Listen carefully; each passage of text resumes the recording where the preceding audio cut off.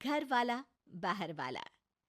कल्पना हमेशा से ही एक अमीर खानदान में शादी करना चाहती थी।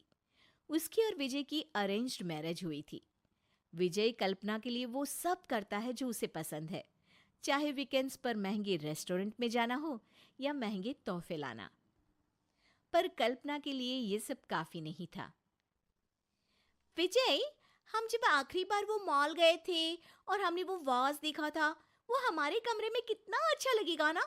हम वो ले ले क्या? अरे पर हमारे कमरे में पहले से ही इतने वाज और सजावट के सामान है। हम इतने महंगे महंगे सामान का करेगी क्या? वाह! अरे हर बात में लॉजिक। कभी मेरी इच्छाओं का भी ध्यान रखा किया करो। वो मेरी सहेली शीना है ना, इतने शान से रहती है। महंगे कपड़े, बड़ा घर, बाहर घूमना, क्या बढ़िया जिंदगी है उसकी। और यहाँ हम हर हफ्ते का हिसाब ही करते रहते हैं। शादी के पहले क्या क्या सपने देखे थे। शाम को कल्पना सब्जी खरीदने जाती है। भैया, मशरूम थोड़े महंगे हैं आपके। अरे कोई बात नहीं ना, आप आलू ले लो। आप कहें तो मैं आपको मशरूम दिलवा सकता हूँ। पिछले 3-4 बार से मैंने देखा कि आप मशरूम या कोई एक्सोटिक सब्जी का भाव सुन के खरीदती नहीं है। अरे नहीं, वो तो मैं ऐसे ही रेट पूछने के लिए, ताकि पता रहे, हाँ, अपडेट रह पाऊँ। ओह ऐसा। अ, आपको कहीं जाना है? मैं ड्रॉप कर दूं क्या? अरे, नाम का भी पता नहीं, ऐसे कैसे बैठ जाऊं आपके साथ? नाम संकेत। और पता जब घर आना तो पूछ लेना।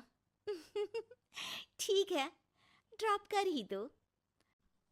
कल्पना संकेत की कार में बैठ जाती है।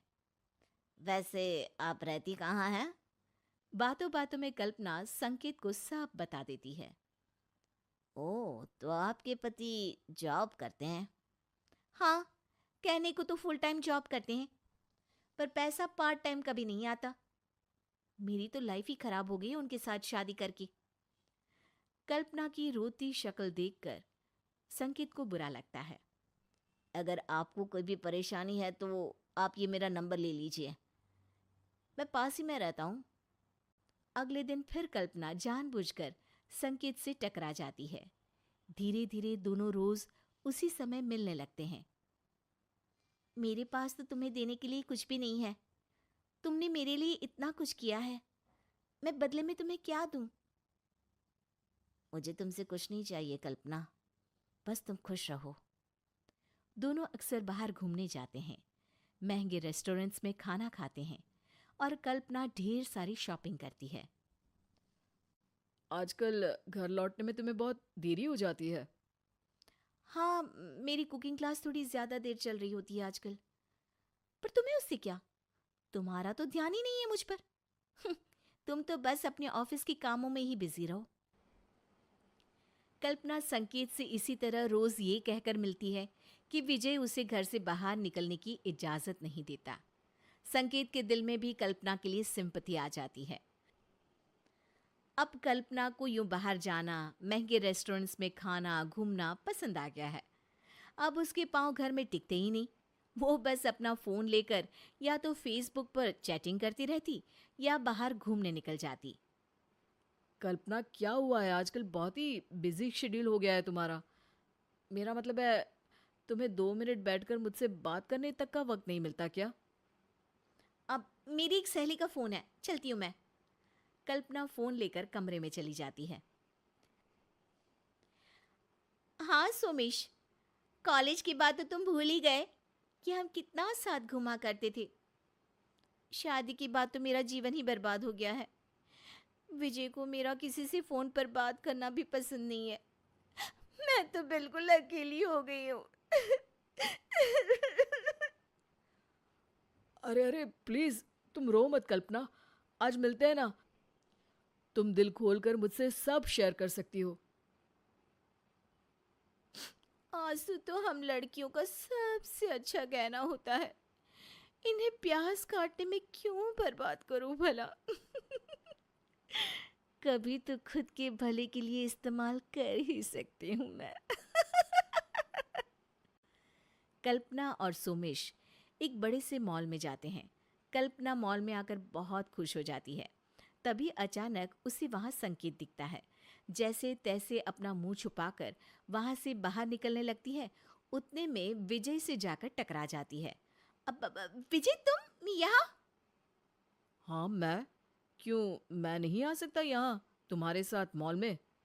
तुम अगर मुझे बता देती कि तुम और सोमेश यहाँ आ रहे हो तो मैं भी तुम्हें ज्वाइन कर लेता। कल्पना की नजरें शर्म से झुक जाती हैं। अब पर तुम्हें कैसे पता कि मैं यहाँ हूँ? तुम लैपटॉप से फेसबुक लॉग आउट करना तो भूल ही गई थी। तभी पीछे से संकेत आ जाता है। हे कल्पना, क्या कर रही हो यहाँ पर? अरे मैंने पीछे बिल्कुल तुम्हारे जैसा ही कोई देखा, फिर सोचा तुम्हारा खड़ूस पति तुमको ऐसे थोड़ी ना घूमने देगा। अच्छा, मैं तुम्हें घूमने नहीं देता? और ये कौन है? अरे हो क्या रहा है? कल्पना फूट फूट कर रोने लगती है। मैं बहुत दुखी रहने लगी थी, मेरी जिंदगी बर्बाद हो गई थी। कोई मुझे देवदासी कहता था। मैं इतनी दुखी थी कि अल्ताफ राजा की शायरी मुझे अपनी जिंदगी का किस्सा लगता था। तो मैंने बाहर भी लोगों से दोस्ती की, पर दुख तो दुख है, जैसे मिठाई पे मक्खी लगी रहती है, मेरे ऊपर दुख। बस करो, ये रोना धोना नहीं चलेगा अब तुम्हारा। मैंने तुम्हारा असली चेहरा देख लिया है। मैंने भी यार। और मैंने भी, पहली बार में ही। ओहो, मेरी तो जिंदगी बर्बाद हो गई। रहने दो तुम, रोना तो मुझे चाहिए कि मेरी जिंदगी में तुम आई। हाँ, रोना तो मुझे भी चाहिए कि तुम मेरी जिंदगी में आई। अरे रोना तो मुझे भी चाहिए कि तुम मेरी जिंदगी में। पहले मेरी बीवी चोरी कर ली, अब मेरा डायलॉग भी चोरी कर रहे हो। निकलो यहां से, चलो निकलो। संकेत और सोमेश वहां से चले जाते हैं। विजय कल्पना से थोड़ा दूर जाकर बैठ जाता है। कल्पना का रोना जारी है। तभी वहां एक नया लड़का आता है। हाय कल्पना, कैसी हो तुम? अरे रो क्यों रही हो? तुम्हारे निकम्मे कंजूस पति ने फिर से कुछ दिलवाने का मना तो नहीं कर दिया? अब ये कौन है? ऐसे और लोग हैं, ये तीसरा है, 7 है टोटल। मुझे जोड़ के? तुम्हारे साथ तो 8 है। अब साथ के साथ ही रहो, मुझे भूल जाना तुम। भाई साहब, आप कौन? इसका निकम्मा और कंजूस पति, जिसको तू याद कर रहा था। जा शॉपिंग करा दे इसकी।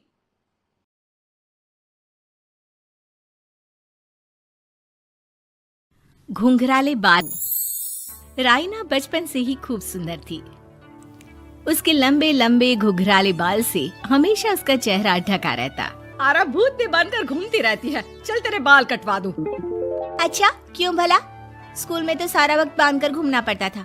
अब तो मैं कॉलेज जाऊंगी और बाल खोल कर घूमूंगी। हाँ। अरे ये बाल देख रही है, ऐसे लगता है जैसे मधुमक्खी का छत्ता। खैर, घने घने घुंघराले बालों से राइना सुंदर तो लगती, लेकिन उसे संभालना उसके लिए बड़ा काम था। माँ, अरे माँ, शैम्पू खत्म हो गया है, इस बार वो वाला लाना ना जो घुंघराले बालों को और बाउंसी बनाता है। माँ ले आना, हाँ जरूर से। कल मेरा कॉलेज का पहला दिन है, मैं चाहती हूँ सब मुझे देखकर जले। अगले दिन राइना कॉलेज पहुँचती है, जहाँ एक लड़का उसे छेड़ते हुए कहता है, अरे लगता है चाउमीन में सोया सॉस कुछ ज्यादा ही गिर गया।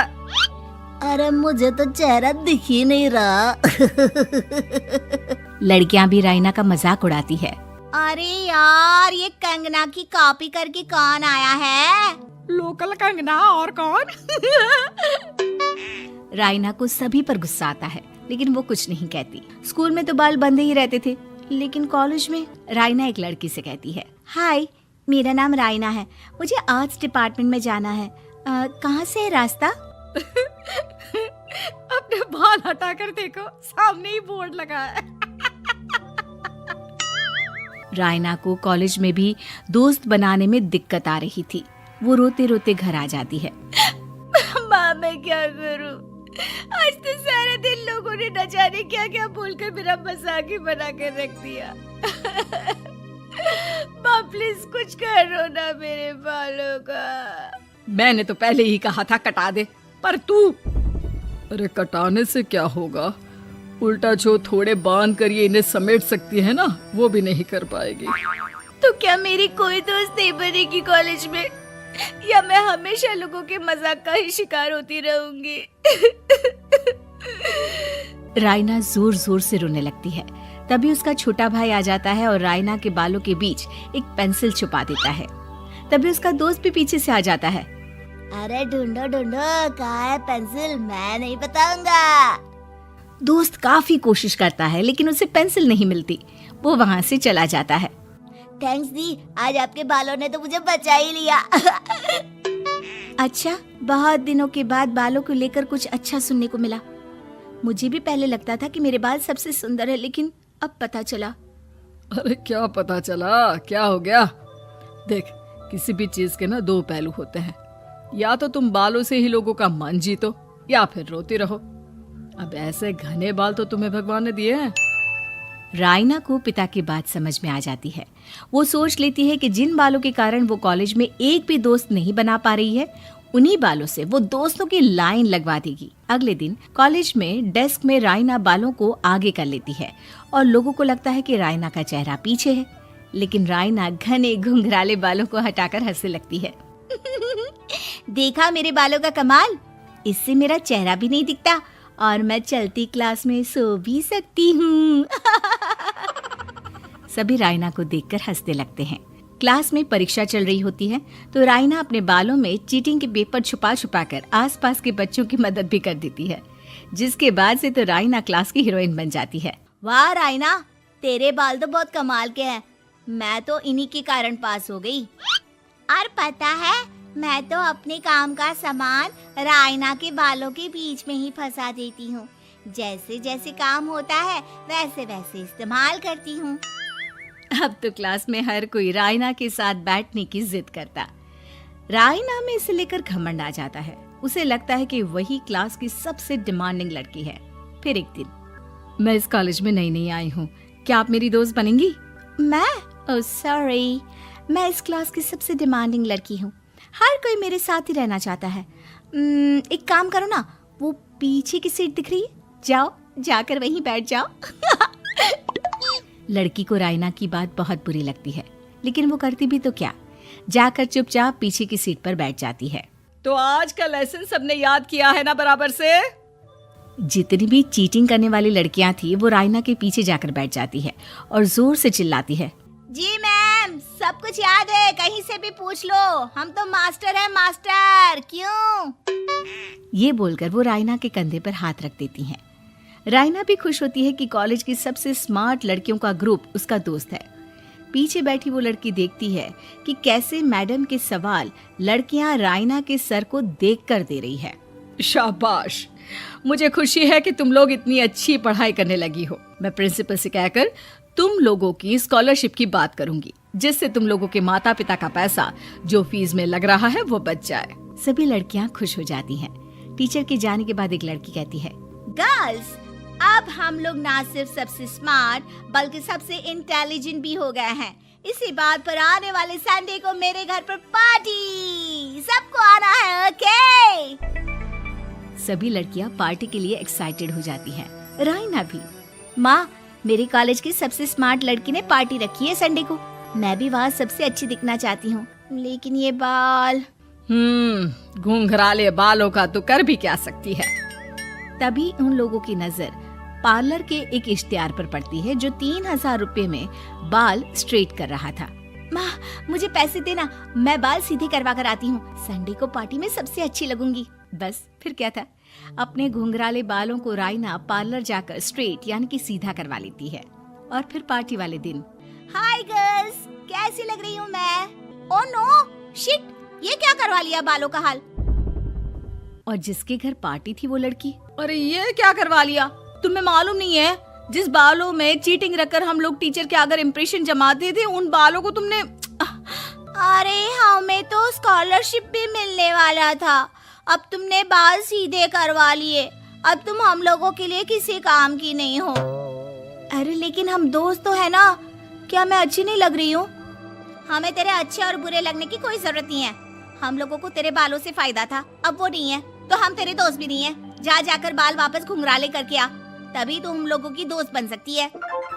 रायना रोते रोते घर आती है और माँ को सारी बात बता देती है। माँ, ला पैसे दे, मैं बाजार जाकर बाल ठीक करा के आती हूँ। लेकिन माँ, मुझे ये बाल बहुत अच्छे लग रहे हैं, काश ये बाल मैं पहले ही सीधे करवा लेती।